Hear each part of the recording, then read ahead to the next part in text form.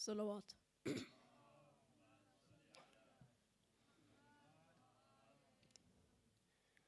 أعوذ بالله من الشيطان الرجيم. بسم الله الرحمن الرحيم. إنا فتحنا لك فتحا مبينا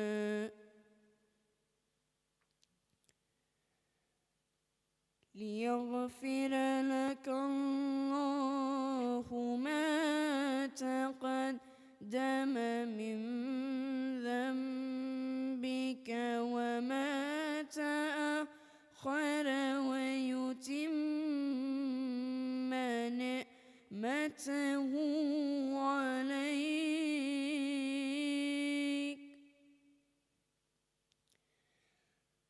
ويتم نعمته عليك ويهديك صراطا مستقيما وينصرك الله نصرا عزيزا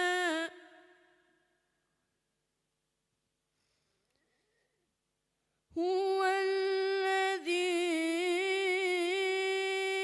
أنزل السكينة في قلوب المؤمنين ليزدادوا إيمانا مع إيمانهم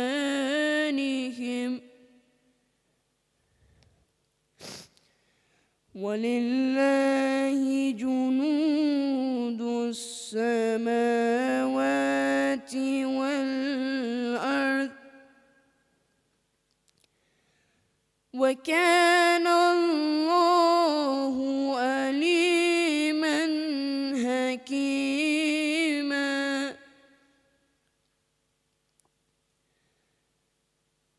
ليدخل المؤمنين والمؤمنات جنات تجري من تحتها الأنهار خالدين فيها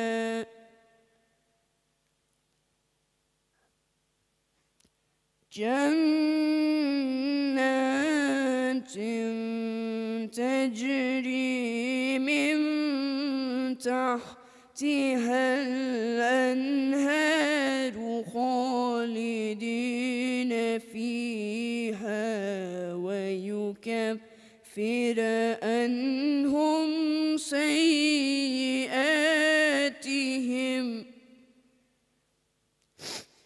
وكان ذلك عند الله فوزا عظيما صدق الله العلي العظيم. صلوات.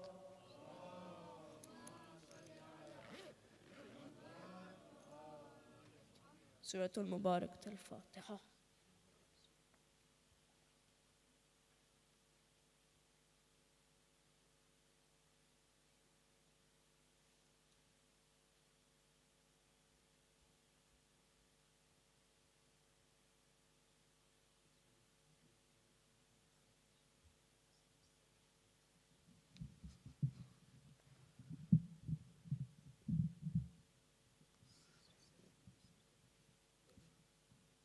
محمد وآل محمد صلوات.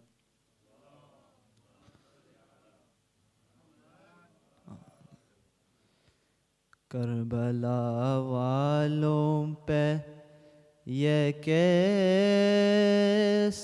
محرم آیا کربلا والوں پہ یہ کیسا محرم آیا خون تپکتا ہوا عباس کا پرچم آیا کربلا والوں پہ یہ کیسا محرم آیا کربلا والوں پہ یہ کیسا محرم آیا جیسے جیسے میرے غازی کا علم جھکتا گیا جیسے جیسے میرے غازی کا علم جھکتا گیا پشت میں حضرت شبیر کی بھی غم آیا کربلا والوں پہ یہ کیسا محرم آیا خون تپکتا ہوا عباس کا پرچم آیا کربلا والوں پہ یہ کیسا محرم آیا کربلا دیکھ لے اسلام بچانے کے لیے کربلا دیکھ لے اسلام بچانے کے لیے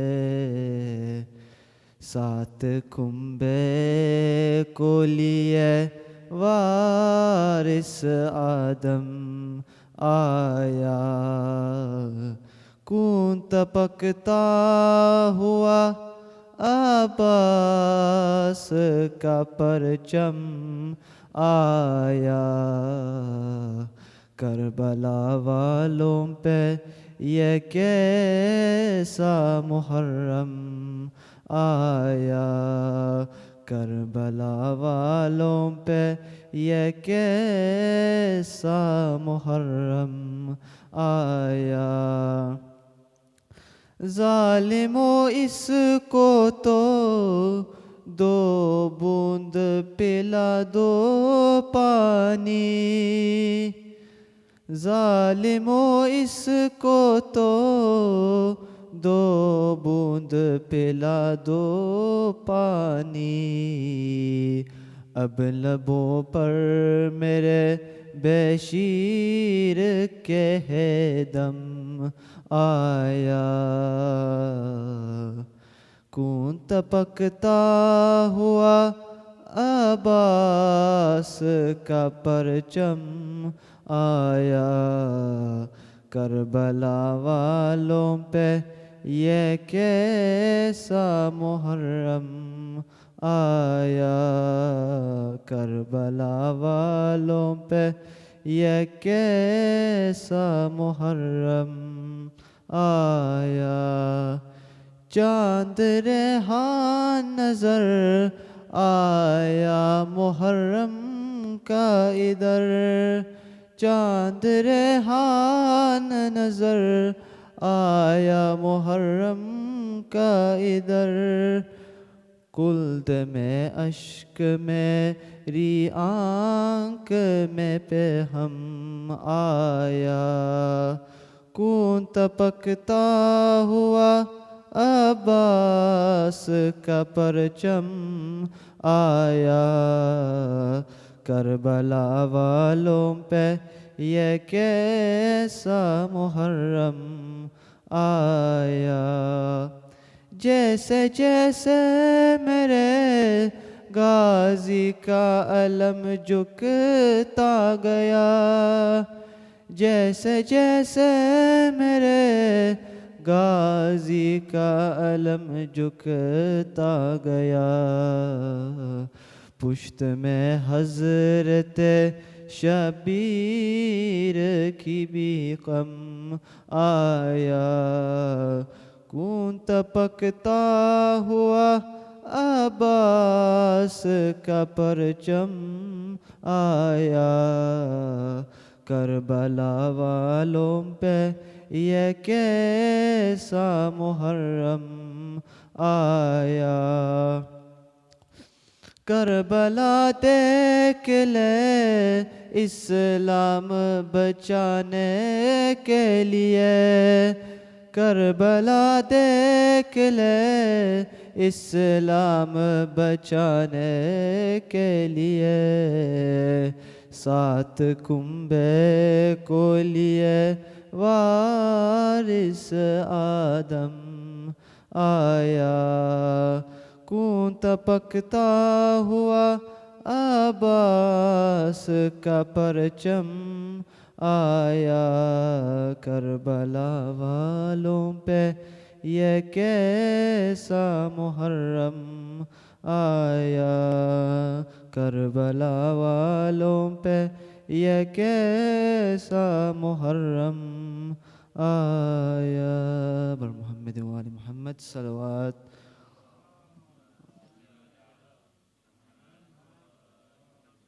अल-फातिहा।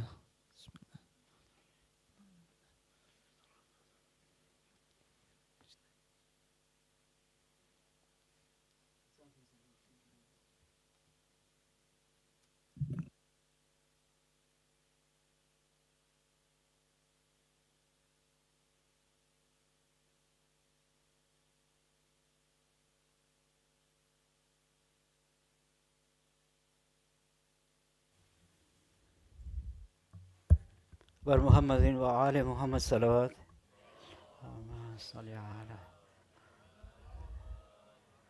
Mu'mineen, we are very honored to have the representative from Al-Ain Foundation.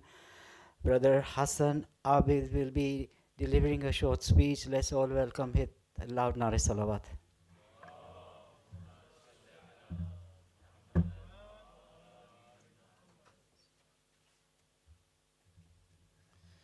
Bismillahir Rahmanir Rahim. Assalamu alaikum wa rahmatullahi wa barakatuh. My name is Hassan and I'm here to talk to you about the work of Al-Ain. We know all too well that your start in life impacts you forever. We also know that for a child, the loss of a parent, their source of stability, safety, provision, and love is absolutely devastating. This is why Al-Ain leads in the provision of holistic and specialist care for orphan children, providing a blueprint for others to follow. We do everything we can to reverse the traumatic effects of this great loss and give the children a great opportunity to succeed. But Al-Ain is so much more than a charity. Al-Ain is a symbol of hope for orphan children and their widowed mothers. They know that they are part of our family, that they are going to be provided for, and that they won't be forgotten. Al-Ain is a lifeline. We do not provide handouts and walk away. We remain at the side of every orphan children in our care, and we stand with them until they no longer need us. We do not work in the short term. We make sure that your donations go as far as they possibly can and that they make a real lasting impact on each and every orphan child. We serve by facilitating their physical, emotional, and mental well-being in addition to the practical care they need to have the best chance in life despite their circumstances. We strive for quality. Whatever standards we would expect for ourselves, we know that orphan children deserve the same, if not better.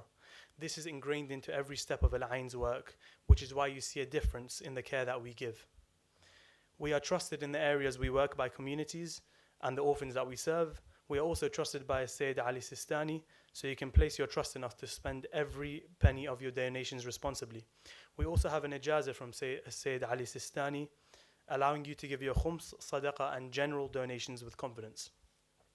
Tonight, I call upon each and every one of you to join us in taking action to alleviate the suffering of orphan children and to help us lift them out of poverty with the dignity they deserve. We are currently supporting over 97,000 orphan children across Afghanistan, Iraq, and Ghana with direct sponsorships and general funds, but so many thousands more need you. Just £660 a year or £55 a month gives a child a future which is an ultimately priceless gift and such a beloved act to Allah subhanahu wa ta'ala. Any other amount that you can give will also go towards supporting children in need of sponsorship, so whatever you can give will ultimately support the future of a child. Together we can lift thousands of children out of devastating and horrific circumstances this Muharram and give them what they need to survive and beyond that, to empower them to thrive and have the best life possible, as we would want for our own children. So the question I ask you all this evening is, will you join us? Myself and Brother Ahmed have a table outside, so if anyone has any further questions or would like to make any donations, please feel free to come by and stop, and we're more than happy to accommodate you. أفلح من صلى على محمد وآل محمد.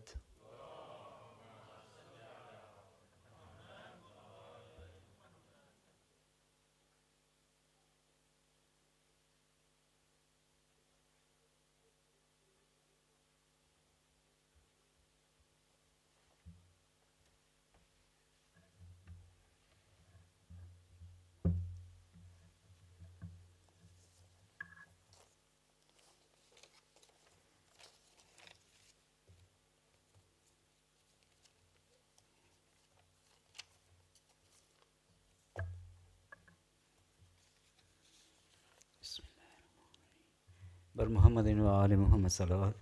Allahumma salli ala. Mu'minin, tonight's Ruhani Majlis announcements. First Majlis is by Al-Hajj Qasim Ali Bhai Bamani for the Saleh Sawab of Marum Jan Muhammad by Shivji Bamani, Maruma Sugra by Dharamshi Magani.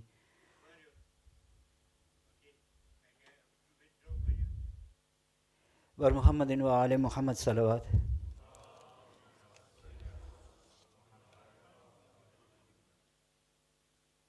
Bar Muhammadin wa ali Muhammad salawat.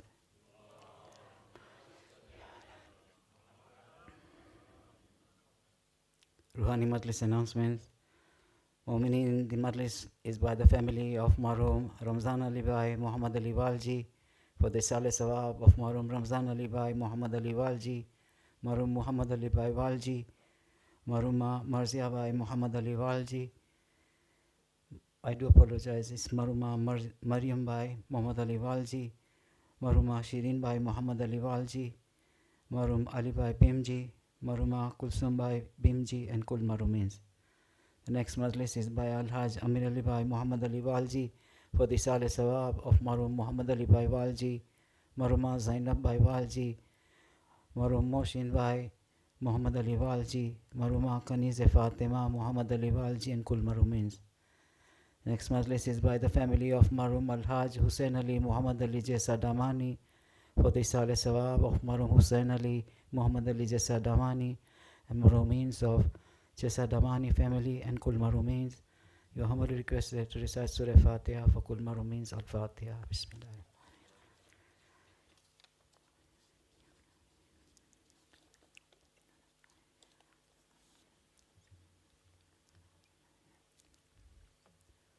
Mu'minin, I would humbly request you to please come forward as much as you can so other Mu'minins can also join us. Once the Majlis starts, can I humbly request you, please be seated before the Sheikh goes on to the mimbar, and please be kind enough to be seated during the Majlis. Also, the humble request is that be kind enough to put your mobile phones on silent. Mu'minin, this is a very humble request. It applies to all of us. Please be kind enough to make sure you put your shoes in the shoe rack, because it's too dangerous to leave them on the floors. We have to think about the safety of our community. Wa Muhammadin wa ala Muhammad salawat.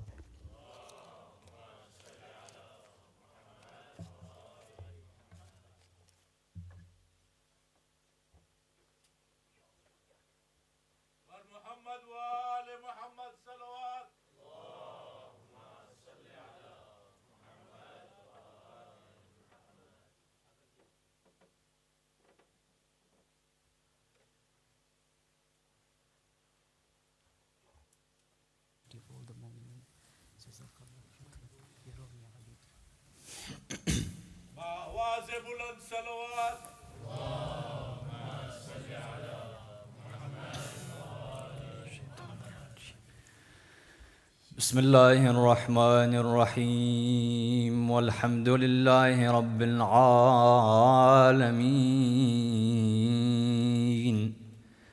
بارئ الخلائق أجمعين باعث الأنبياء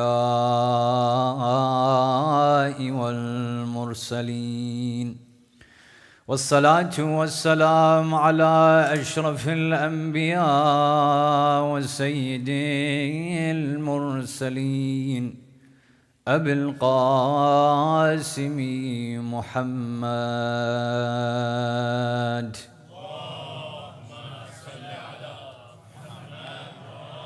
وعلى آله الطيبين الطاهرين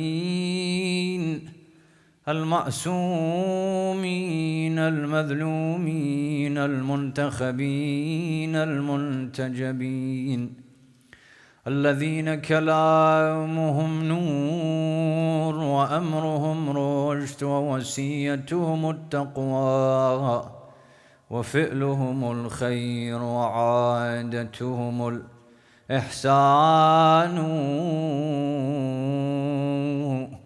وسجيتهم الكرام لا سيما على الحسين المظلوم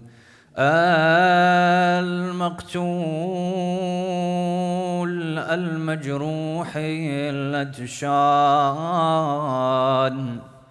المذبوح من القفا في يوم عاشوراء في أرض كربلاء بلا جرم ولا خطأ الذي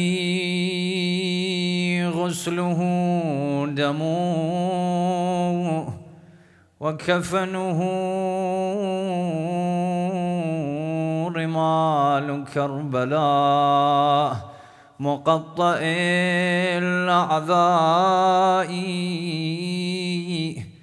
مسلوب العمامة والرداء يا ليتنا كنا معكم فنفوز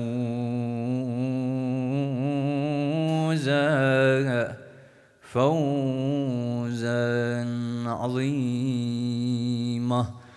قال الله تعالى في كتابه الكريم بسم الله الرحمن الرحيم إذا جاءك المنافقون قالوا نشهد إنك لرسول الله والله يعلم إنك لرسوله والله يشهد إن المنافقين لكاذبون صدق الله العلي العظيم.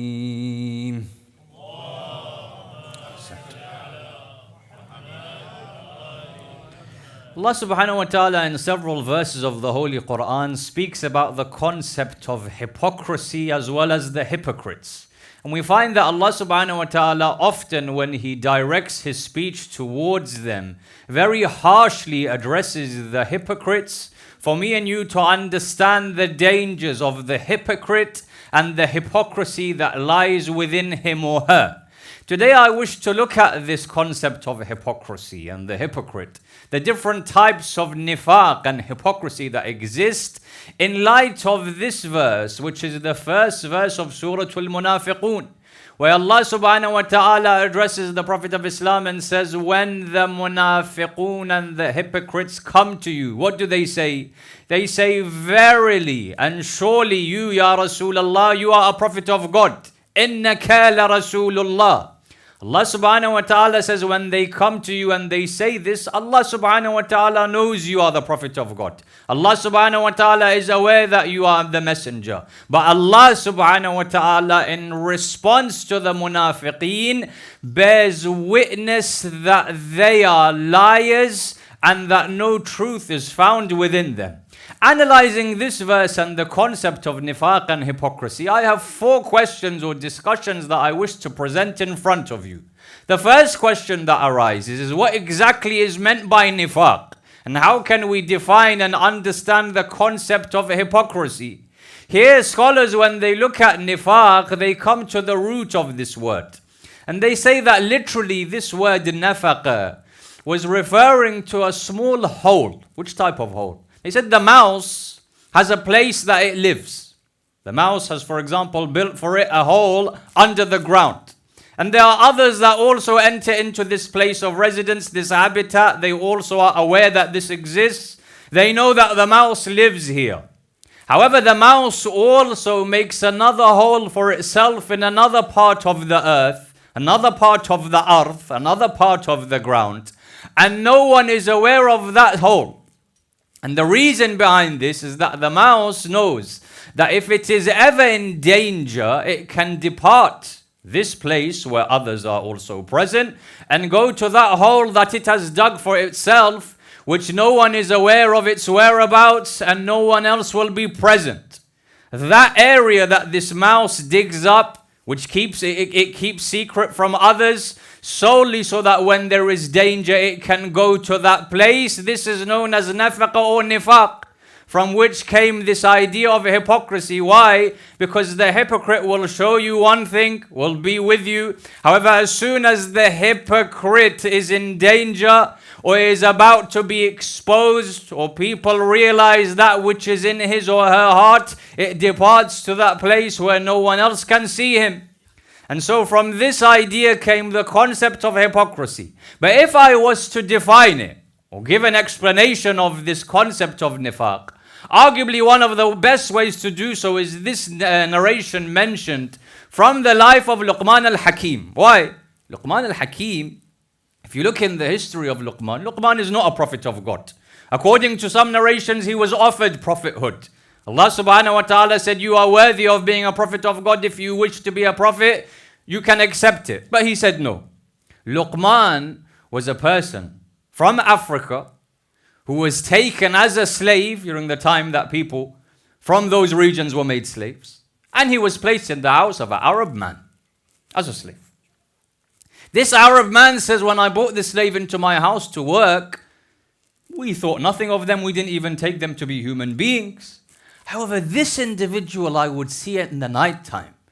When everyone in my house is asleep, he is awake crying in front of his Lord. I realized that this is something strange. A normal person doesn't do this, let alone according to them, those that they counted as slaves. They wouldn't do this, that whilst we are all asleep, this person is crying profusely in front of his Lord. And so I realized that this individual is different, has something special placed within him, which was of course the hikmah and the wisdom that Allah subhanahu wa ta'ala gave him. This individual then, he got to know Luqman and realized the worth of this person, and later on he set him free. However, when Luqman was still in his house, he wished to show his other friends the wisdom of Luqman. And so on one occasion, he invites his friends to his house for lunch or dinner, and they came. And he says, I wish to show you this person who has been given wisdom like I've never seen before. Because wisdom is different to knowledge. Sometimes a person has knowledge but they're not wise. Wisdom is something gifted by Allah subhanahu wa ta'ala. He says, I wish to show you the wisdom of Luqman. So they gathered, and in front of them was placed the carcass of an animal, a cow. Recently it has been slaughtered, the body is lying in front of them. So Luqman is called forward, and the master of Luqman says, bring for me the 2 best parts of this animal. So Luqman goes, he takes the heart of this cow, and he takes the tongue, and he places it in front of the master. He says, these are the 2 best parts of that animal. He says, no problem, put them back. He put them back. Now bring me the worst 2 parts of that animal. So again, he placed the tongue and the heart. So these people began to laugh. You said he is wise. We've seen nothing but stupidity and foolishness. How can the best part of the animal and the worst be the exact same thing? He said, no, you haven't understood. Ask him. So they asked Luqman, what do you mean? He said, when that which is in the heart is expressed on the tongue, these are the best two parts of the human being or any animal. But when there is something in the heart and something else is expressed on the tongue, these are the worst parts of the human being. Luqman, with this example, explained to us what is meant by hypocrisy. That in the heart is one thing, expressed, whether through the tongue or whether through action, is something else. And as I said, Quran al-Kareem speaks very harshly against the munafiqeen due to the threat that is present. If this first discussion has been understood, my second question then is, why is it that in Quran al-Kareem, when we hear about munafiqeen and the hypocrites, we only hear about them in surahs revealed to the Prophet of Islam, Muhammad sallallahu alayhi wa alihi wa sallam?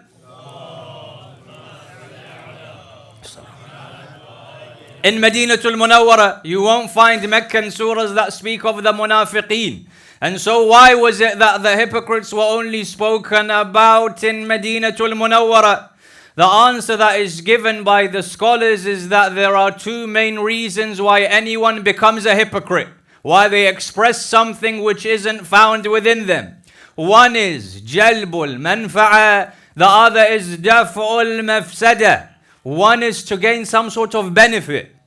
When I show myself, for example, to be pious, why? Because, for example, I want people to praise me. There's some sort of benefit that I'm trying to gain. Or I want, for example, to earn money from this.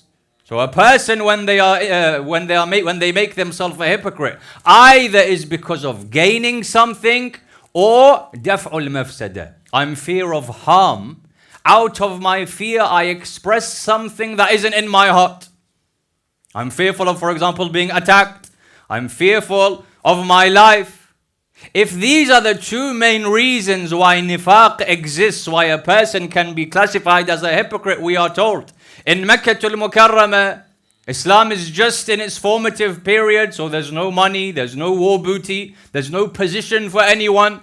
So those in Makkah al-Mukarramah that disbelieved didn't have a reason to show Islam so that they can get money. There's no money in the first place. There's no position in the first place. Likewise, in Makkah al-Mukarramah, the Prophet of Islam and the Muslims don't have big numbers that I would be fearful of my life. And therefore, if I as a mushrik in Quraysh wish to disbelieve, by me showing belief and iman, neither am I gaining anything, nor is there any harm that I'm being kept away from. So I can show that I'm a mushrik and I disbelieve in this man. But when the Prophet of Islam goes to Medina, now there is a community, now there is a government, now there is a masjid, now there is money and wealth, there is war booty. Here then there is a reason for someone to claim he believes even though he didn't. You will find there are certain people that claim to have narrated a lot from the Prophet of Islam. The only reason that person became a Muslim is because he wanted food and money that is given to the Prophet of Islam. Because they wanted wealth. Likewise, because the Muslims have power in Madinatul Munawwara, people were fearful now. If I claim to go against the Prophet of Islam, it may be that I'm in danger. And that's why you find it's only in Medinan surahs of the Holy Quran that the munafiqeen are spoken about, because this is where the environment was such that nifaq was able to grow. And you find very interestingly that in these surahs, where nifaq is spoken about, look at this verse, the verse that I have quoted. When the munafiqeen come to you, what do they say? Innaka, surely. La Rasulullah, surely, verily. Inna is used for emphasis, lam is used for emphasis. So they come showing so much emotion that we have no doubt whatsoever. We don't just say you're the Prophet of God. Verily you're the Prophet of God. Look how Allah replied to them. Allah said, Innal munafiqun lakadhibun. You placed inna and lam to say you believe in the Prophet. Allah placed inna and lam to say you are a liar. In other words, the scholars took from this, the amount that the munafiq shows that which is untrue is the same amount that Allah subhanahu wa ta'ala responds and exposes the munafiq in this world. The exact same amount Allah subhanahu wa ta'ala responds and exposes the munafiqeen. And that's why we're told that the Prophet of Islam, Muhammad sallallahu alayhi wa alihi wa sallam, mentions in regards to the hypocrite, because as the verse has said, hypocrisy is a type of kidhb, is a type of falsehood. He said that the person that lies and is a hypocrite is no different to a person that is dead. He said, why, Ya Rasulullah? Why do you take the hypocrite to be someone who is mayyit, no better than the dead person? He said, because what is the reason that a living person is greater than a mayyit? He said, what, Ya Rasulullah? What is the reason that a living individual, a hayy, is better than the mayyit? He said, because the living person, you are able to depend on them for your needs. If I need something, I can depend on a living person to get it for me. Whereas the liar and the hypocrite, even though they're alive, you can't depend on them. So in the way that the dead person, if I'm in need, would I go to a mayyit and say, I'm thirsty, give me water? Of course I wouldn't. The body is in front of me, what can they do? Whereas the munafiq likewise, even though the soul is still in its body, I'm unable to rely on a munafiq. The Prophet of Islam says they are exactly like a deaf person. If this second question then has been understood, why it was in Medina that these verses were revealed. The third question, and very important discussion, that the scholars had, were the different types of nifaq and hypocrisy that exist. For we were told that the first type of hypocrisy that is present is hypocrisy that comes in regards to belief. And many during the time of Rasulullah sallallahu alayhi wa alihi wa sallam, their hypocrisy was this type of hypocrisy, that I show myself to believe something whilst in my heart is kufr and disbelief. Or I show myself to believe more than actually I accept. Here there's something very interesting in the verse that we need to understand and be aware of. Quranul Kareem says in this verse, they came and said, you are a prophet of God, they are liars. That statement in itself, you are a prophet of God, is that not a true statement? Innaka la Rasulullah. You are a prophet of God. Where's the lie in this statement? Innaka la Rasulullah. You are the prophet of Allah subhanahu wa ta'ala and the messenger. The statement was correct and in accordance with al-waqi', the reality. Why then were they called liars? So the answer comes no. Kidhb, when I call someone a liar, is of two types. One in Arabic they called khabari, one they called mukhbiri. What was the difference? One type of lie is when I say something that isn't true. Someone asked me how many people were in the majlis today. I said 8,000. Of course that's not true. That's not in accordance to the waqi' and reality. This is one type of lie, where that which I'm informing about is not true. The second type, what I am saying is correct, but I don't believe it. I came to a Nasibi, a hater of Ahlul Bayt, and mathalan he told me that Amir Ali ibn Abi Talib is Amirul Mu'mineen. The statement is correct, but does he believe in it? No. Therefore, sometimes a liar is such because they say that which is not in accordance to the waqi' and the reality. This is one type of kidhb. The other is what they say is correct, but because they don't believe in it, Allah subhanahu wa ta'ala calls them a liar. And so the statement in itself was correct, but because these munafiqeen and hypocrites didn't take the Prophet of Islam to be the messenger of God, Allah subhanahu wa ta'ala called them liars. And this nifaq, the nifaq of aqeedah and belief, is one of the most dangerous types of hypocrisy that we can face. And if you read what is mentioned about Akhir al-Zaman and that which takes place before Dhuhur of Sahib al-Asri wal-Zaman, Ajjalillahu ta'ala farajahu al-Sharif, you find this type of nifaq will be present. Where a person claiming to represent the religion of Islam, the madhab of Tashayyu, or a person, for example, who is saying that I preach the aqeedah of Ahlul Bayt, will express one thing, but in their heart will be something else. You find this? They say to you something, but in their heart they have a different type of belief. This is one of the most dangerous types of nifaq that exist. And a lot of the verses referring to the munafiqeen during the Prophet of Islam was in relation to the first type. The second type of nifaq is not nifaq to do with belief. Rather, it's nifaq to do with a'mal and action. What is meant by that? You may have seen people. When you see them in the masjid, when you see them in the community center, they act in a certain way. As soon as they go home, they act completely different. They present to you one thing, at home they are something else. That's why we're told often, you want to know the reality of a person. Why are we told by Amir al-Mu'mineen? Travel with them, live with them.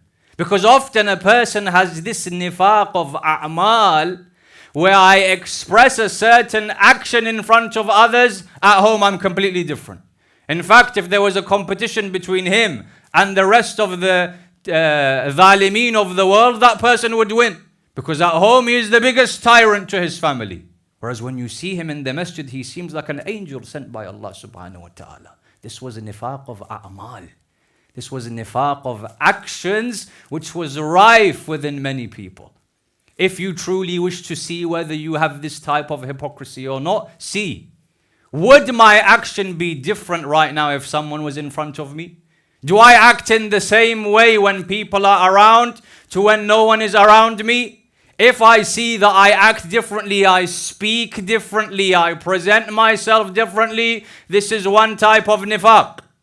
Or for example, also from this category, sometimes I don't have to say something. I express myself to be in a certain way. For example, in jurisprudence, we have a type of kidhb and falsehood called kidhbul iddi'ai. Meaning what? Meaning I don't say something which is false. I present myself in a certain way. So imagine a person has no background in Islamic studies, has never studied a day in his life. And he placed on his shoulders an aba and he entered in. He hasn't said he is a student of knowledge, student of religion. Just the fact that he is wearing it is him claiming that I have some type of knowledge. However, in his heart, there is nothing but ignorance. This person is also classified as a munafiq, because you express something whilst in your heart it wasn't there. And so this second type was that I have certain actions in front of the people, certain actions when the people are not there. And an example of the opposite of this, where there's no difference between my action, whether someone is there or not, was mentioned by Anas ibn Malik.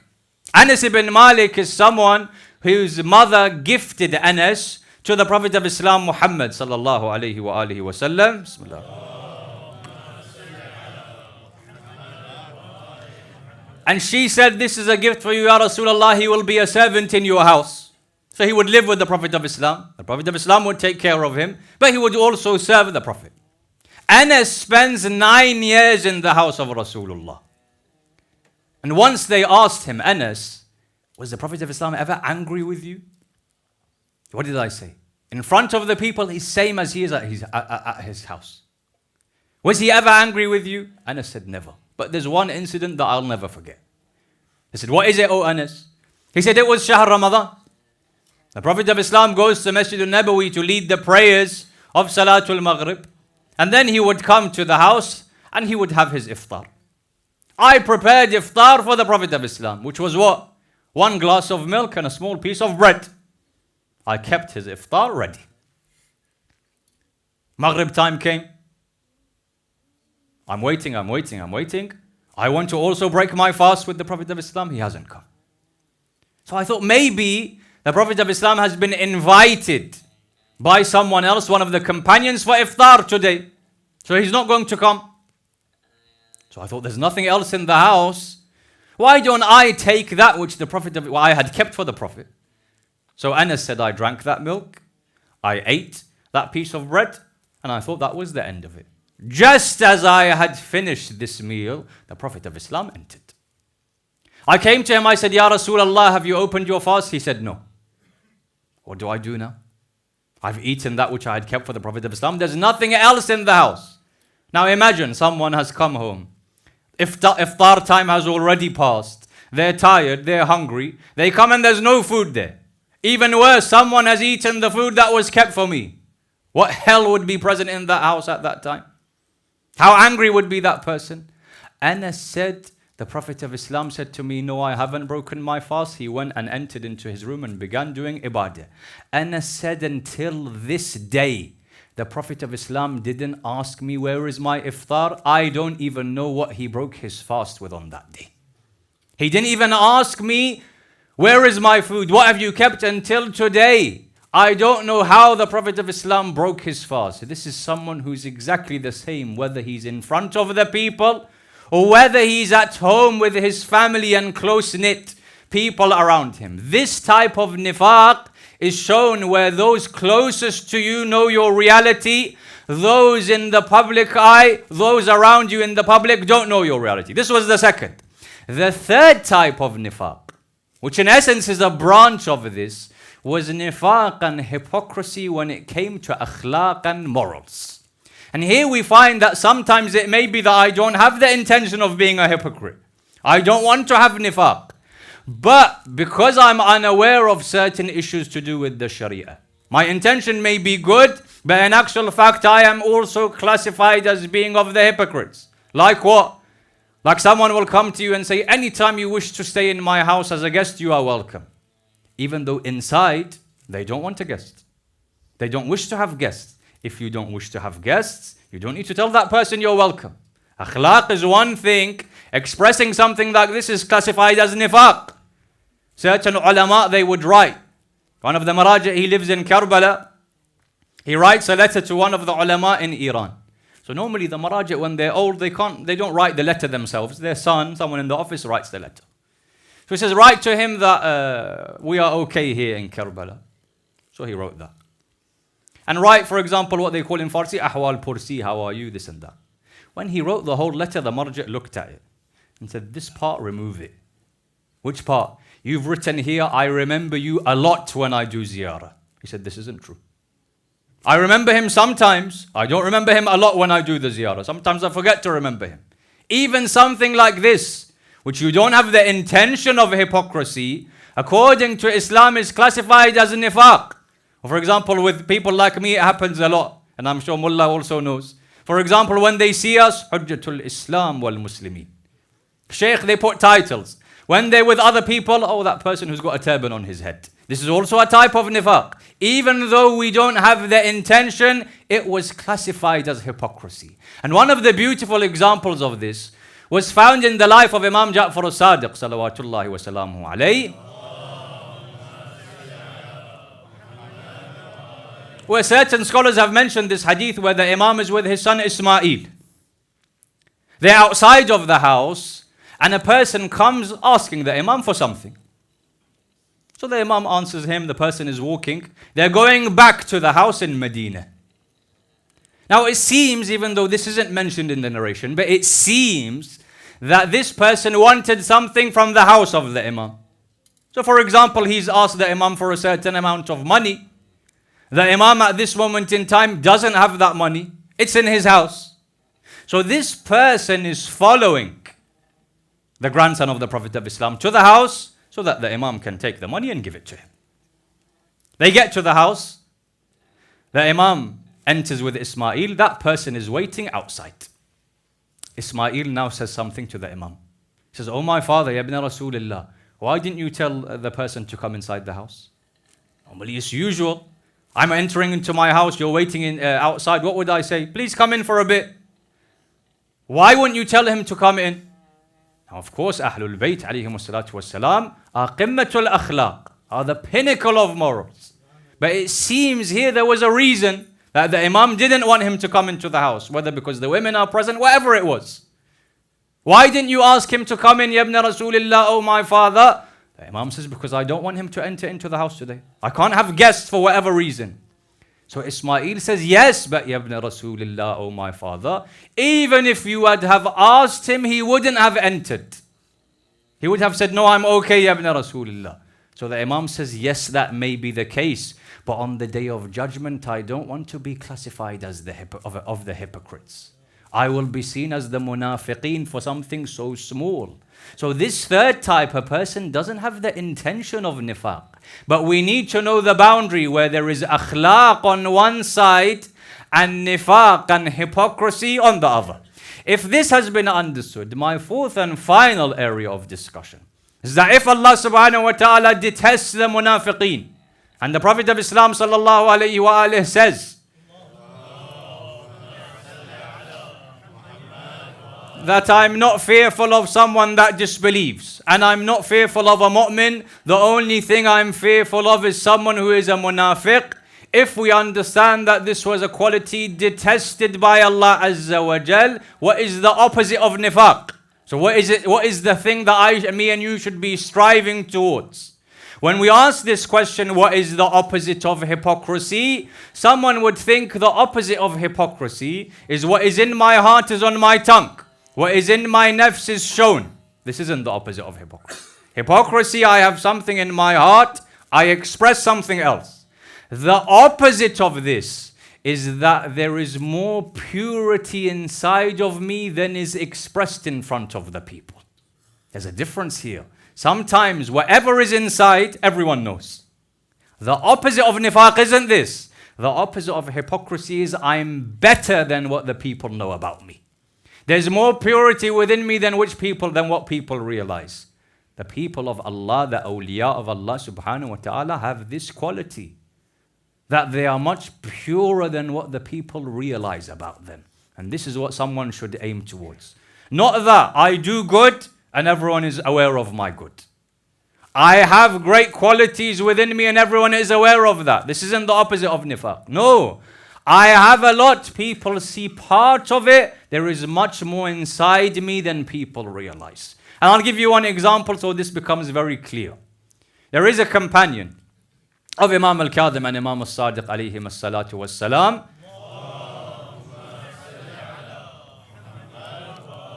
by the name of Ali ibn Yaqti.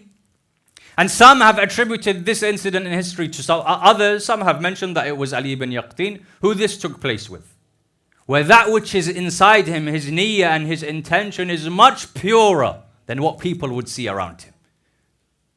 For when a person does one thing which is good, think of it yourself. Before you weren't doing this act of good, all of a sudden I started doing something. Before I wasn't praying Salatul Layl, all of a sudden 1st of Muharram came, I thought, let me start Salatul Layl. As soon as that action is performed, Shaitan wishes you to do idhar of it. Somehow for someone to know that, I started praying in this way. Ali ibn Yaqtin is an example. The good is more than what people realize. Ali ibn Yaqtin says, I used to be in Baghdad at this time. The time of Hajj came. As we know and as we have in the riwayat, a time will come when people perform Hajj, not for Allah subhanahu wa ta'ala. People perform Hajj out of fakhr. And for people to honor them and show that for them to show others that we are close to Allah subhanahu wa ta'ala. Ali ibn Yaqtin, the time of Hajj has come, he thought, let me go to Hajj. He's been a number of times to the house of Allah subhanahu wa ta'ala. So he collects the money, he had wealth. And he's ready to embark on that journey. Ali ibn Yaqtin says, I'm about to leave Baghdad. As I'm about to leave Baghdad, I see on the outskirts of the city, there is a woman sitting on the floor with her children. So she's a young woman, she's got young children, maybe she needs something. So I asked her, what is your situation? Why is it that you sit here on the outskirts of Baghdad? She replied by saying, Ayyuhar Rajul, O individual, recently these children have become orphans. Their father has passed away. I have no means to earn money for them. So we sit here hoping that someone will come and give us something. So when this was said, Ali ibn Yaqtin thought, on one side I have Hajj. What is the benefit of that? People will know that I'm a Haji. People will see me there. It's easy for me to express myself that I have performed Hajj. Everyone is there to see. Hajj sometimes became also a social gathering. On the one side we have this. On the other side, the money that I have kept in my pocket for this Hajj, this 3,000, 4,000 dinar, if I gave it to this woman, she could use it to feed her kids, for example, for 3 months. So at that moment in time, he decides. His inside is better than that which people have seen. He gave that money to the woman. He doesn't have any money left. He goes back and says, Inshallah, Hajj another year. The Hajj season finished. Hujjaj returned back to Baghdad. Many of them came to meet him out of respect. Why? They came and they congratulated him. Congratulations on your Hajj, Ali ibn Yaqti. He says, what are you talking about? says, yes, it's recommended that we congratulate someone who's come back from the house of Allah subhanahu wa ta'ala. Congratulations on performing the Hajj. He says, I wasn't performing the Hajj. They began to laugh. We were with you in Arafah. We were with you here in Mina. I saw you in the Mas'a whilst we were doing Sa'i. I saw you whilst doing Tawaf.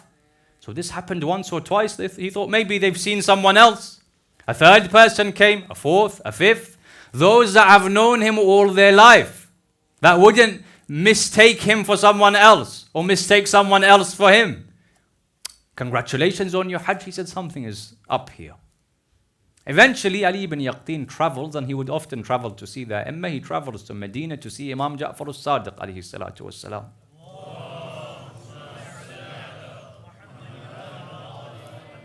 When he gets to Medina, he comes straight to the grandson of the Prophet of Islam. He says, Ya ibn Rasulullah, what's going on here? A number of people have said to me that I have performed Hajj. Look at the response of the Imam. The Imam says, look, your niyyah was so pure, you didn't care about what people would see. People would see you performing Hajj. No one would see you that you fed this woman who's sitting on the outskirts of Baghdad. Your niyyah was so pure, you didn't care about what those around you see. Because of this, Allah subhanahu wa ta'ala sent an angel in the form and the shape of your face. This angel has performed Hajj on your behalf. This is what those people had seen. And in fact, that same year when people would ask the Holy Imam alayhi salatu wasalam about Hajj this year, Ya ibn Rasulullah, how was Hajj this year? He would say, this year only 3 have performed Hajj. Me, my camel. Why did he say camel? That in itself is a discussion. Only 3 have performed Hajj this year. Me, my camel, and Ali ibn Yaqtin. When that which is inside isn't always expressed.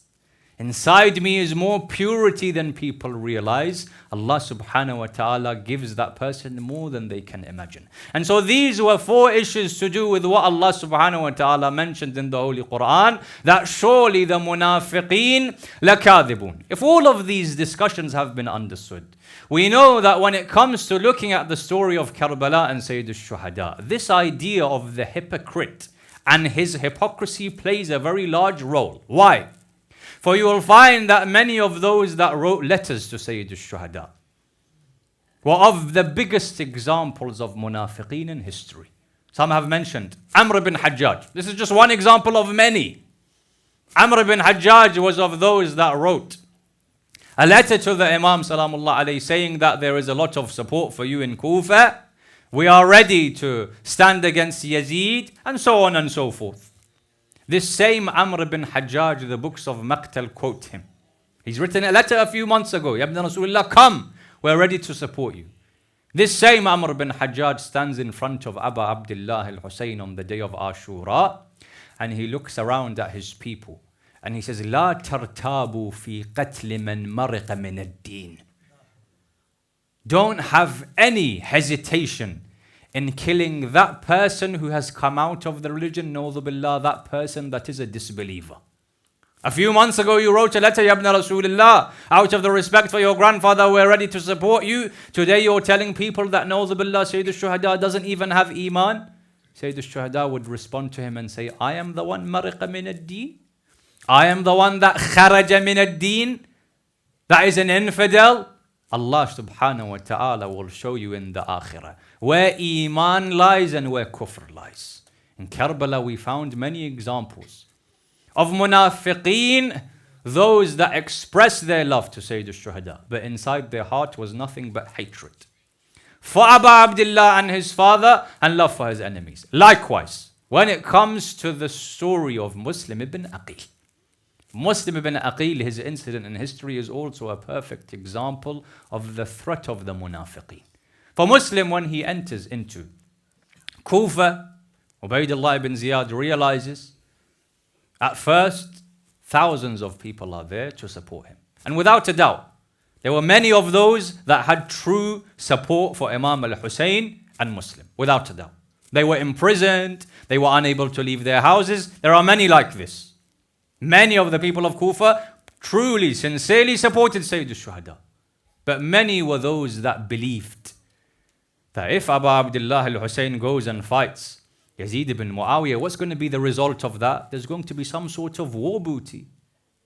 And when Sayyid al-Shuhada overtopples the throne of Yazid, there's going to be one new governor made here and a new governor made there. Maybe we can get some of this.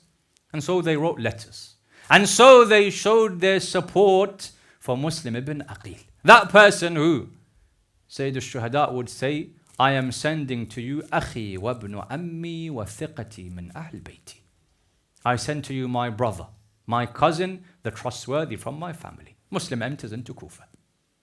According to many historical reports, Muslim stays in the house of Hani ibn Urwa. And there is a person there by the name of Sharik al-Hamadani who's also staying in the house of Hani. Sharik is unwell. And it seems that Ubaydullah ibn Ziyad had a close relationship to this Sharik.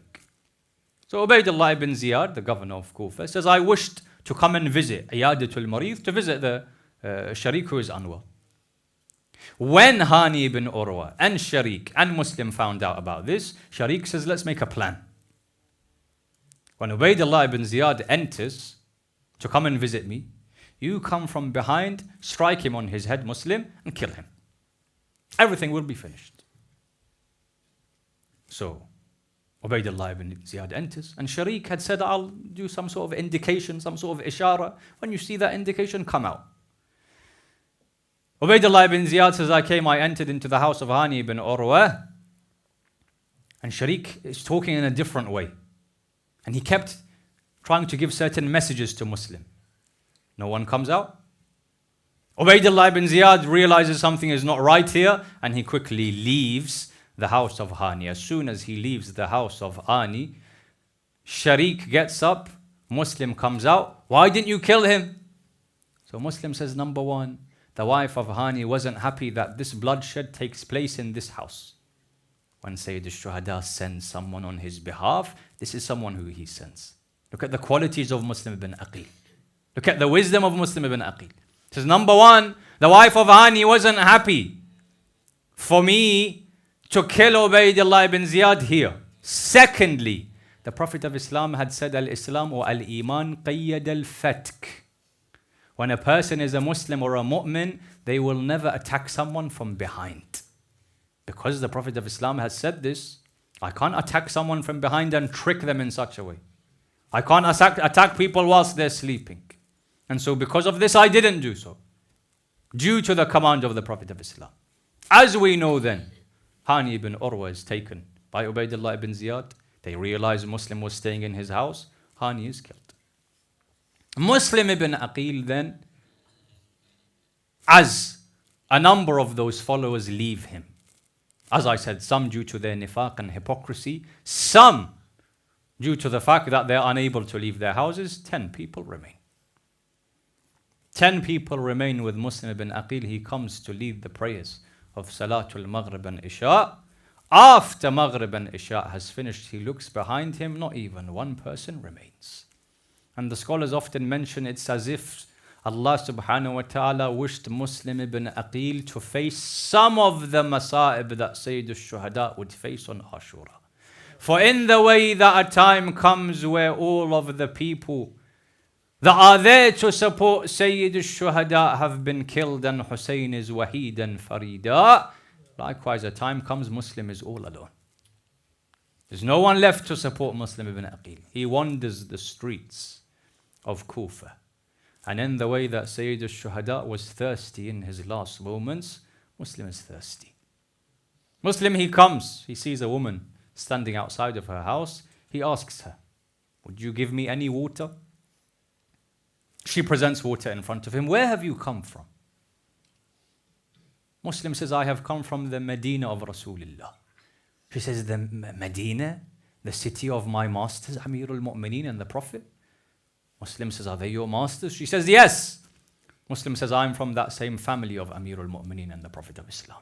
She realizes he is Muslim ibn Aqil, and she decides to keep him, as he asks, for one night in her house.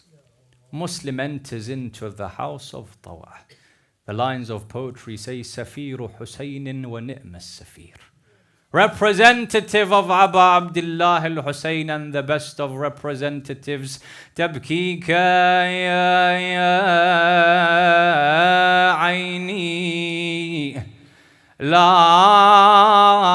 لأجل مثوبتي لكنما يا عيني لأجلك باكيا.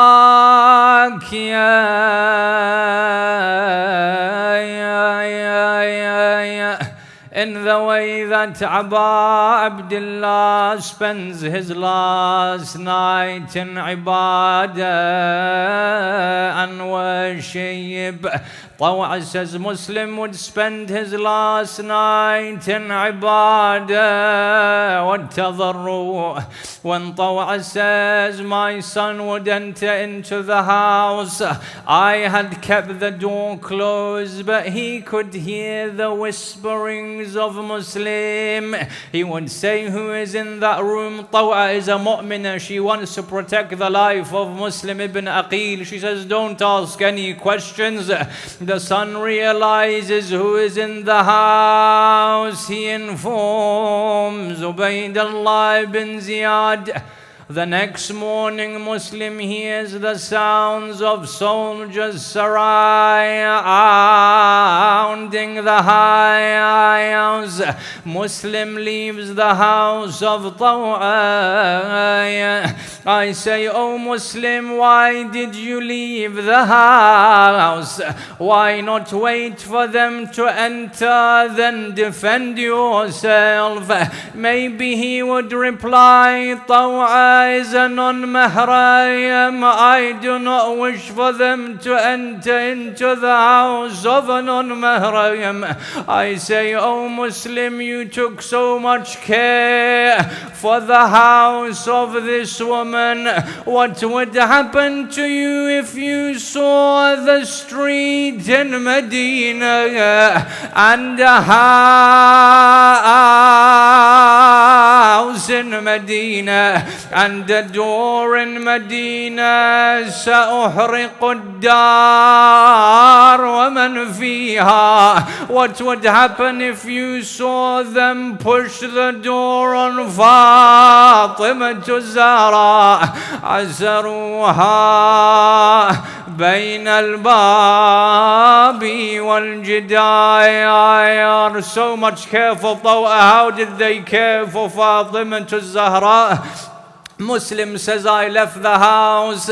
A number of soldiers were sent by Ubaydullah ibn Ziyad وَقَتَلَ قِتَالًا شَدِيدًا, until Ubaydullah has to send more soldiers, for they said this person is from the family of Amirul Mu'mineen. You won't be able to kill him so easily until they dig a trench. They fill the trench with spears, they cover it.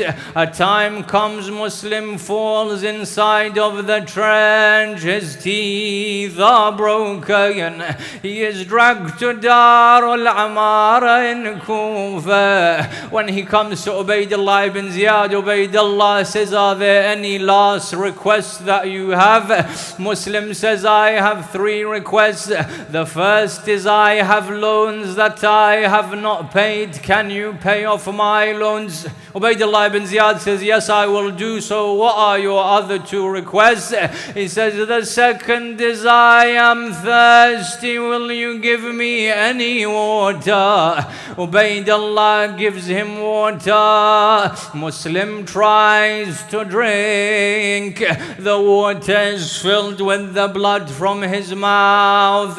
He tries a second time in the way that Husaini will die thirsty.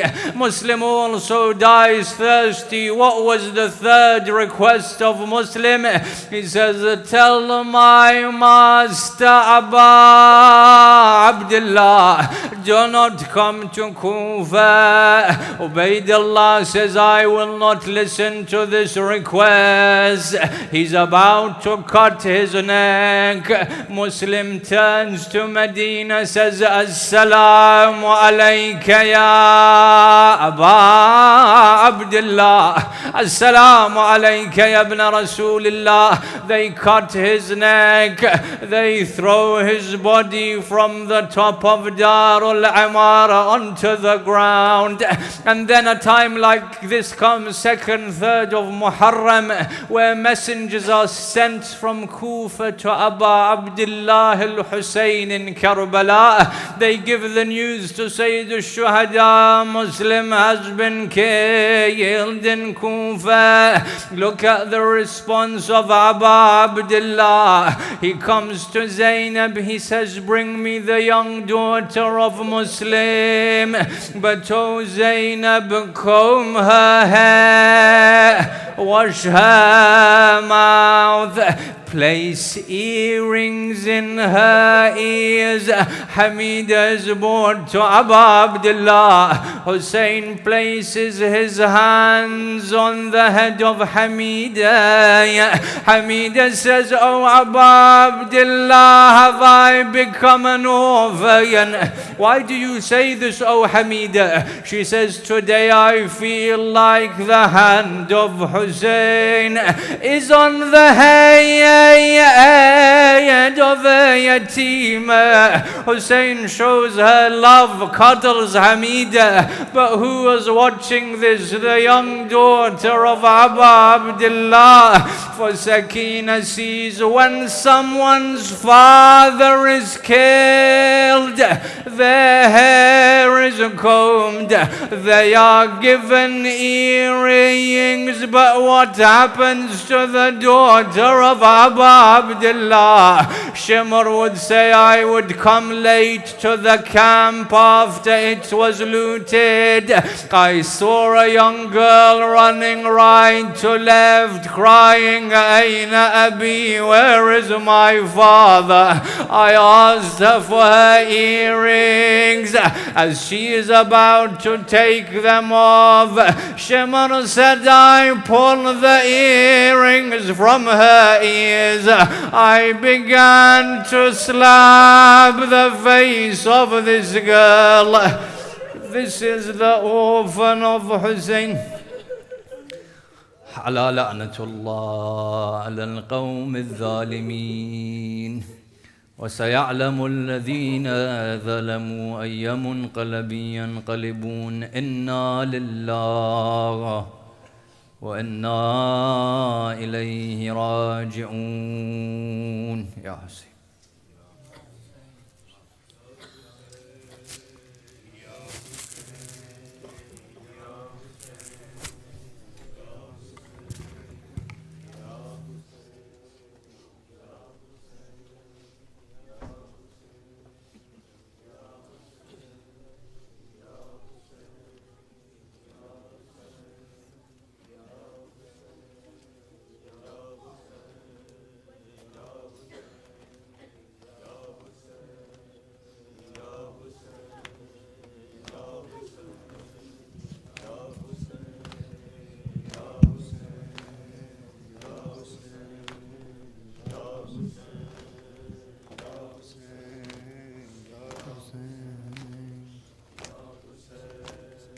Ya Hüseyin, Ya Hüseyin, Ya Hüseyin, Ya Hüseyin, Ya Hüseyin, Ya Hüseyin, Ya Hüseyin, Ya Hüseyin, Ya Hüseyin,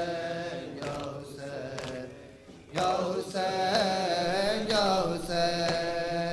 Hüseyin, Ya Hüseyin, Ya Hüseyin, Ya Hüseyin, Ya Hüseyin, Ya Hüseyin. Hey Ya Hüseyin, Ya Hüseyin, Ya Hüseyin, Ya Hüseyin, Ya Hüseyin, Ya Hüseyin, Ya Hüseyin, Ya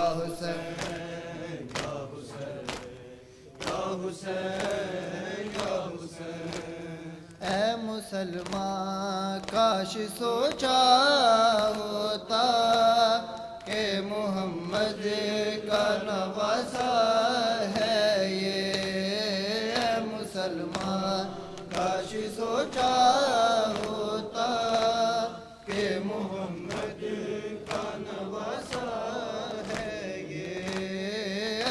مسلمان کاش سوچا ہوتا کہ محمد کا نواسا ہے یہ، اے مسلمان کاش سوچا ہوتا کہ محمد کا نواسا ہے یہ، حالت سجدہ میں ہے بے کس مجبور بھی ہے، ہر کئی روز کا پیاسا ہے یہ، اے مسلمان کاش سوچا ہوتا کہ محمد کا نواسا ہے یہ، اے مسلمان کاش سوچا ہوتا کہ محمد کا نواسا ہے، بولی زینب ظلم شبیر پہ ڈھانے والوں، پتھروں کے تلے میت کو چھپانے والوں، پائے کاندھے پہ اٹھاتے کہ جنہیں خط میں رسول میرے اس بھائی کا لاشا ہے یہ، اے مسلمان کاش سوچا ہوتا کہ محمد کا نواسا ہے یہ، اے مسلمان کاش سوچا ہوتا کہ محمد کا نواسا ہے یہ، اے مسلمان کاش سوچا ہوتا کہ محمد کا نواسا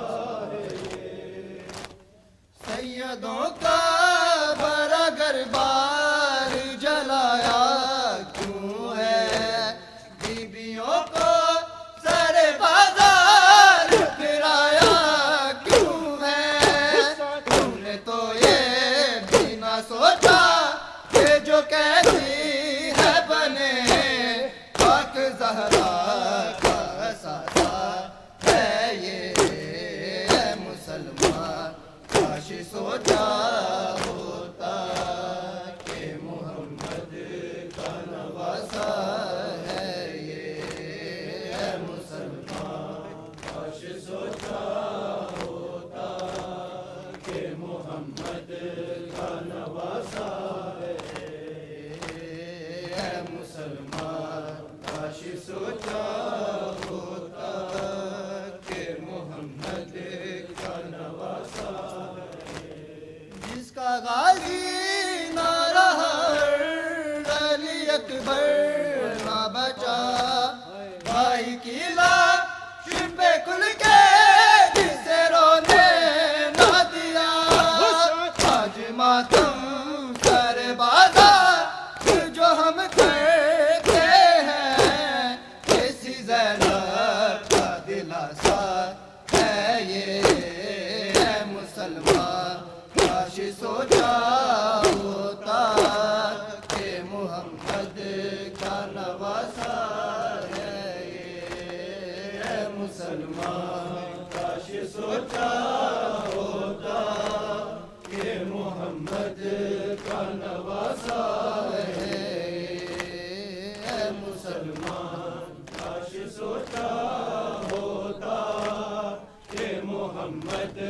کا نواسا ہے یہ، میں ہوں زینب مجھے حیدر کو سمجھتا کیوں ہے، سن کے خطبہ میرا ملعون بگڑتا کیوں ہے، بولی زینب کہ یہ خطبہ ہی نہیں سن اے یزید، کہ قرآن کا خلاصہ ہے یہ، اے مسلمان کاش سوچا ہوتا کہ محمد کا نواسا ہے یہ، اے مسلمان کاش سوچا ہوتا کہ محمد کا نواسا ہے یہ، اے مسلمان کاش سوچا ہوتا کہ محمد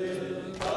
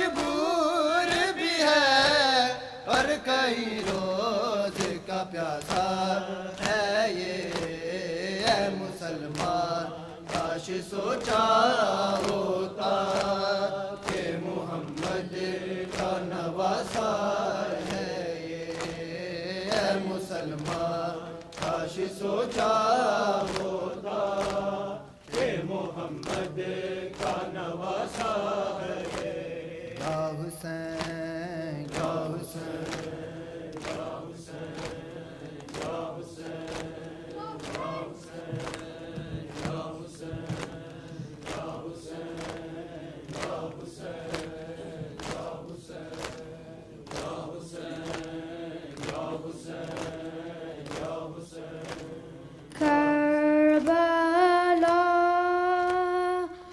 Karbala, Karbala,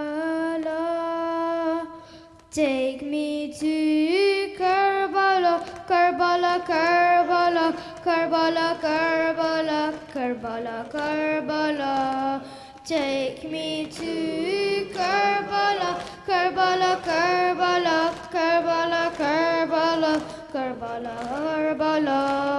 I am the beggar who comes to your door. You will answer me. Of this I am sure. The one who gave Peterborough his wings, the one who praises Allah sings. Do not turn me away. I've come from far away, waiting for just this day to kiss your shrine and say, take me to Karbala, Karbala, Karbala, Karbala, Karbala, Karbala, Karbala. Take me to Karbala, Karbala, Karbala, Karbala, Karbala, Karbala, Karbala. To see your shrine, if they take my life away, I still come crawling to you, oh Hussein. Even if I face certain death, I'll call your name with every breath. Even death can't stop me, it is my only dream. Your shrine I need to see, Hussein so desperately. Take me to Karbala, Karbala, Karbala, Karbala, Karbala, Karbala, Karbala. Take me to Karbala, Karbala, Karbala, Karbala, Karbala, Karbala, Karbala. Without your love I'd not have a heartbeat. The blood in my veins, the air that I breathe.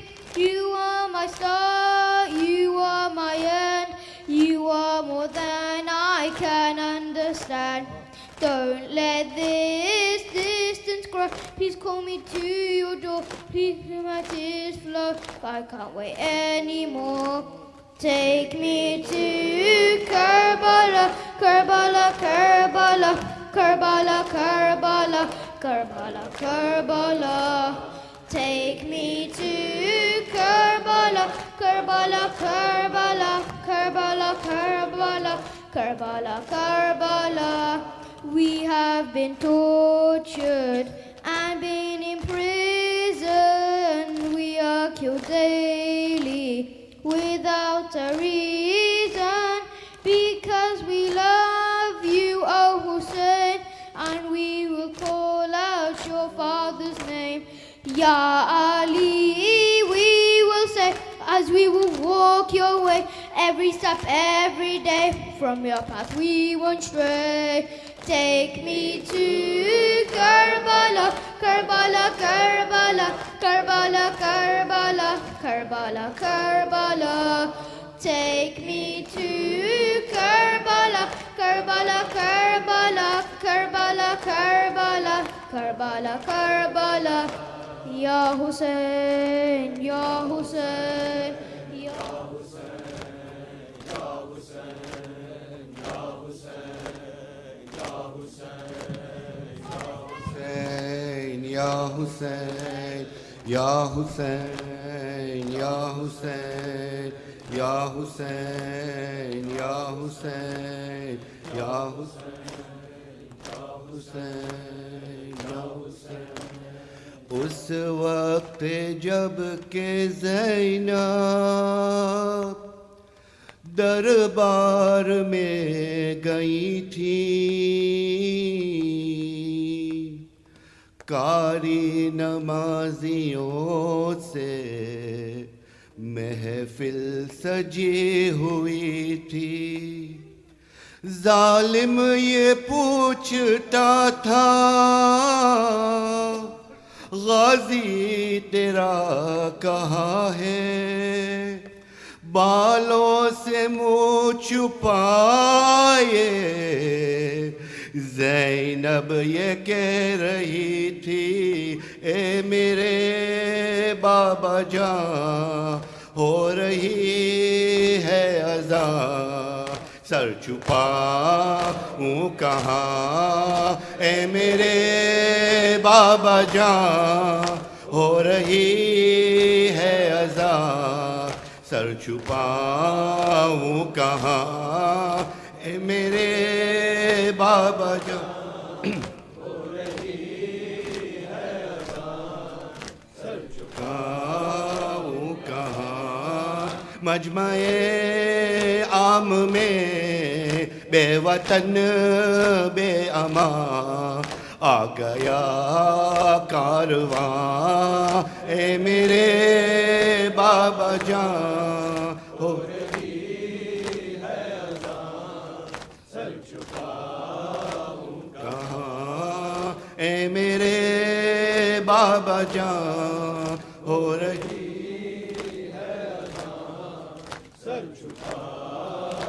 کہاں.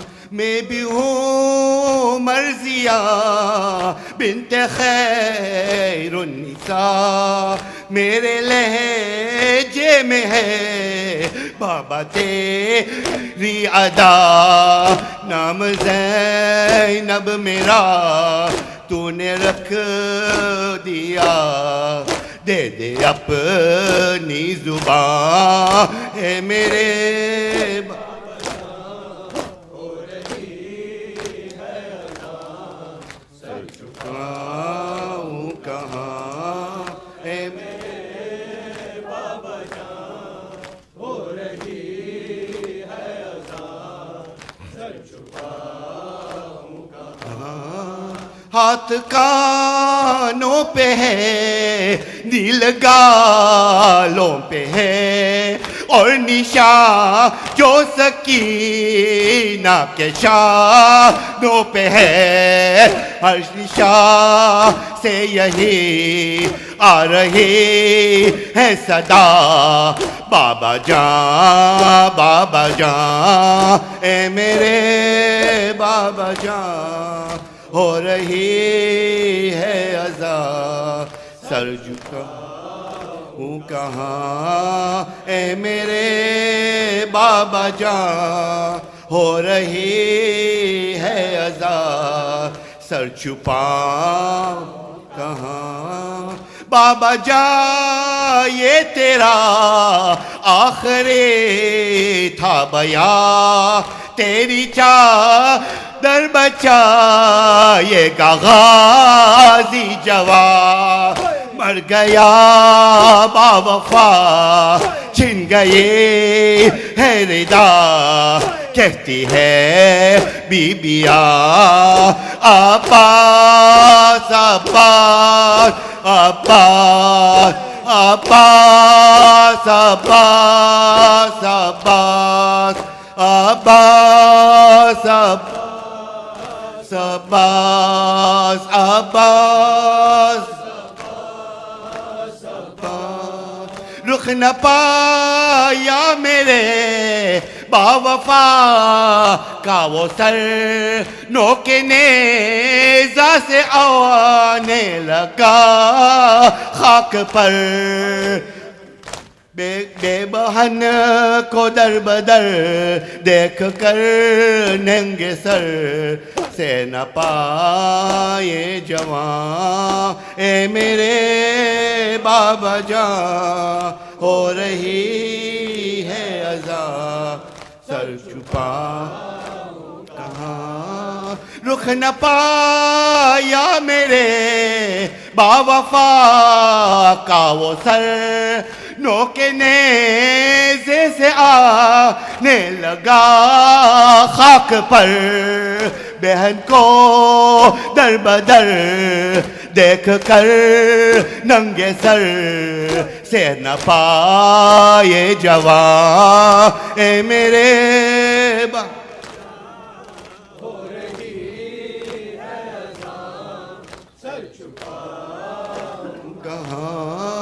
ہاتھ کانوں پہ ہے نیل گالوں پہ ہے اور نشان جو سکینہ کے شانوں پہ ہے ہر نشان سے یہی آ رہی ہے صدا بابا جان اے میرے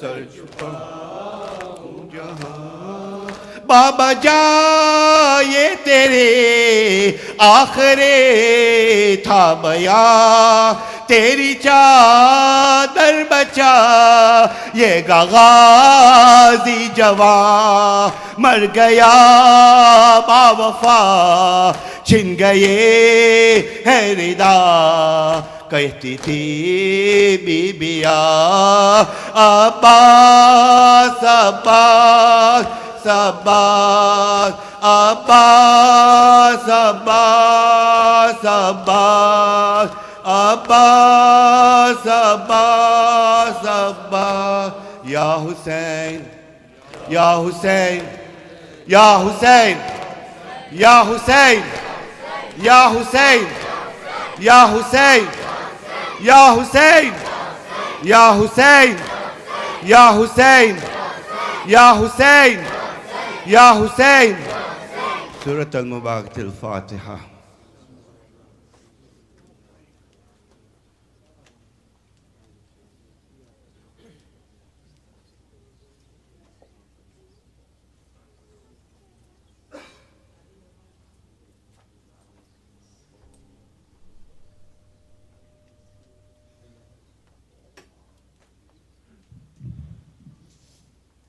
بسم اللہ الرحمن الرحیم السلام علیکم یا رسول اللہ السلام علیکم یا امیر المومنین السلام علیکم یا فاطمۃ الزہرا السلام علیکم یا خدیجۃ الکبریٰ السلام علیکم یا حسن المجتبیٰ السلام علیکم یا ابا عبداللہ الحسین وعلی تسعة المعصومین من ذریتک علی بن الحسین ومحمد بن علی وجعفر بن محمد وموسى بن جعفر وعلی بن موسى ومحمد بن علی وعلی بن محمد والحسن بن علی والحجة بن الحسن اجعله فرجا وسهل الله تعالى مخرجا والسلام علیکم ورحمۃ اللہ وبرکاتہ.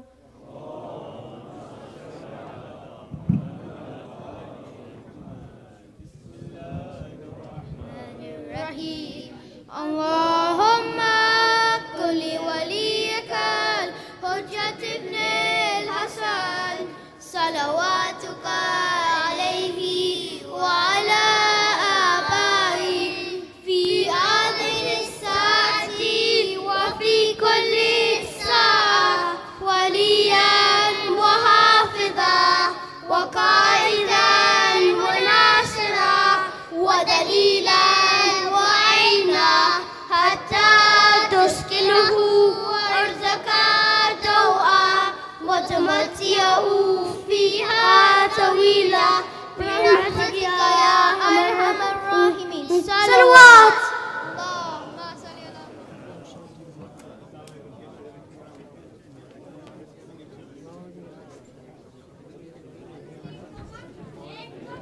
Mu'mineen, just to remind you that after the Jamaat's main program, that is after the recitation of Ziyarat Ashura, there will be a seminar by the Hur Society where Sheikh Shabbar Mehdi will be conducting the seminar. You are humbly requested to remain.